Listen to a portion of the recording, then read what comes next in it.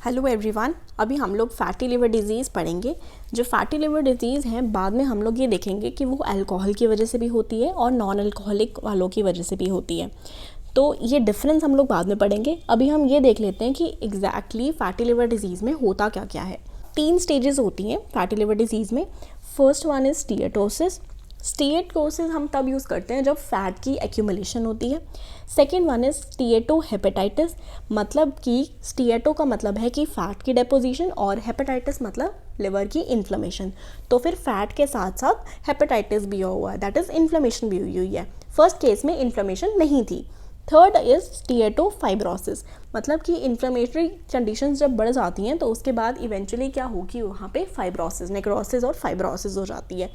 तो स्टीएटो मतलब कि लिपिड और फाइब्रोसिस मतलब फाइबर्स की डेपोजिशन। तो ये 3 स्टेजेस में हम लोग ये फैटी लिवर डिजीज़ को पढ़ेंगे। पहला हम देखते हैं दैट इज़ हिपैटोसेलुलर स्टीएटोसिस। ये सबसे पहले ये जो फैट की डेपोजिशन है वो कहाँ पे होना शुरू होती है, that begins in the centrilobular hepatocytes, क्योंकि लोब्यूल जो है उसके हर लोब्यूल के बीच में से शुरू होती है। जैसे कि मान लो ये लोब्यूल है तो इस लोब्यूल के बीच वाले रीजन में शुरू होगी। ज़्यादा एक्सटेंसिव होते होते जब जो यहाँ पे सेंटर है, हम सेंटर किसे मानते थे, सेंट्रल वेन को, और यहाँ पे ये वाला जो रीजन है यहाँ पे पोर्टल ट्रायड होता था।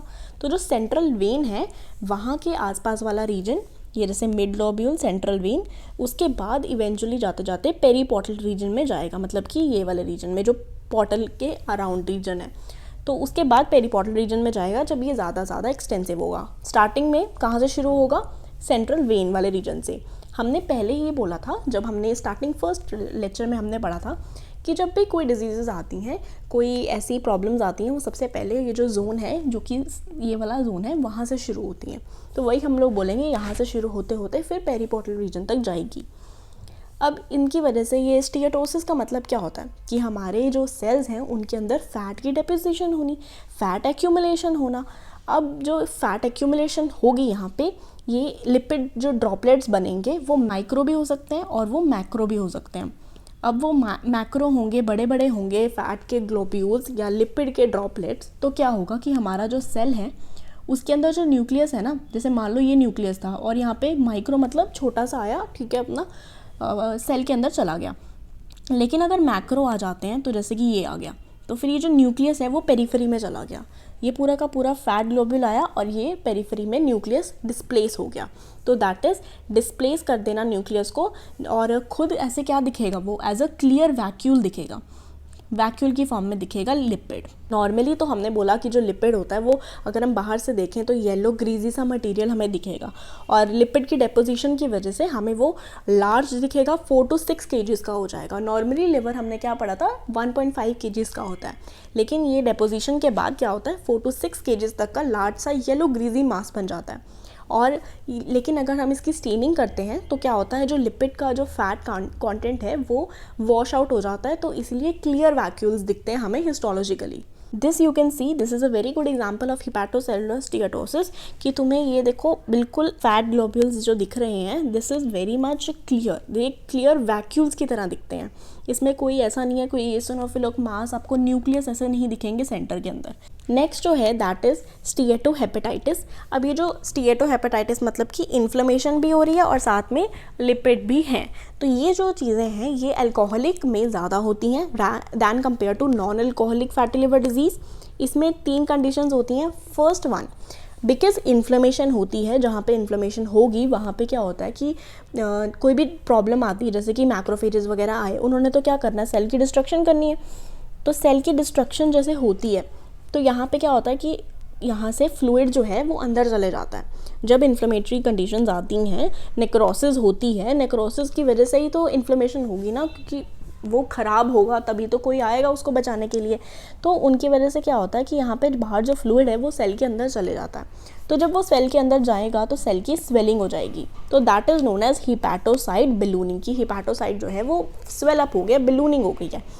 अब ये जो हमने पहले पढ़ा कि उसमें हिपैटोसेलुलर स्टीएटोसिस में, तो यहाँ पे क्लियर वैक्यूल सा मिलता है, लेकिन बैलूनिंग के केस में हमें क्या दिखता है, हमें नॉर्मल बैलून्ड दिखता है, लेकिन उसके अंदर न्यूक्लियस हमें दिखेगा। ये देख लो, ये बैलूनिंग हुई है यहाँ पे इन सब की, यहाँ पे ये बड़े बड़े हैं, ये सेल्स जो हैं ये दे आर एनलार्ज्ड, पर इनके अंदर जो न्यूक्लियस है वो अपनी जगह से नहीं हिला। और ये जो है यहाँ पे देख लो, ये आपको वैक्यूल दिख रहा है और ये देखो साइड पे यहाँ पे न्यूक्लियस पेरिफेरी में है। So this is a very good example to compare between this clear vacuole जो कि एक स्टीएटोसिस की एग्जाम्पल है, और ये जो इन्फ्लेमेटरी कंडीशंस के में जो ये हेपाटोसाइट बलूइंग होती है तो उसमें ये आपको न्यूक्लियस दिख रहा है। Next one is Mallory Denk bodies. हमारे जो सेल्स होते हैं हेपाटोसाइट्स, उनके अंदर एक फिलामेंट्स होते हैं, एक ऑर्गेनेली होती है दैट इज़ इंटरमीडिएट फिलामेंट्स। वो जो फिलामेंट्स हैं वो ब्रेक हो जाते हैं। जब वो टूटते हैं तो क्या होता है कि वो एक जैसे कि पूरे फिलामेंट्स थे, तो जब वो टूटे जैसे यहाँ पे, तो क्या हुआ, इसके जो टुकड़े हैं वो एक साथ ऐसे कंबाइन हो जाएंगे, तो वो एक साथ मिलकर एक जगह पे दिखाई देंगे, एग्रीगेट हो जाएंगे, तो उसे हम बोलते हैं Mallory Denk bodies. This is an example of Mallory Denk bodies. यहाँ पे देख लो, ये एक जैसा और ये इयोसिनोफिलिक होते हैं। इयोसिनोफिलिक मतलब पिंक कलर के, ये आपको जो दिख रहे हैं ना यहाँ पे, these are the Mallory Denk bodies. Then it's neutrophilic infiltration. इन सब की वजह से जो भी न्यूट्रोफिल्स आएंगे इन्फ्लेमेशन नेक्रोसिस की वजह से उनकी इन्फिल्ट्रेशन हो जाएगी। देन अगर स्टीएटोहेपेटाइटिस जो है वो अनरिजॉल्व रहता है तो स्टीएटोफाइब्रोसिस में कन्वर्ट हो जाता है, द थर्ड स्टेज स्टीएटोफाइब्रोसिस। हमें नाम से पता लग रहा है कि फाइब्रोसिस होनी है।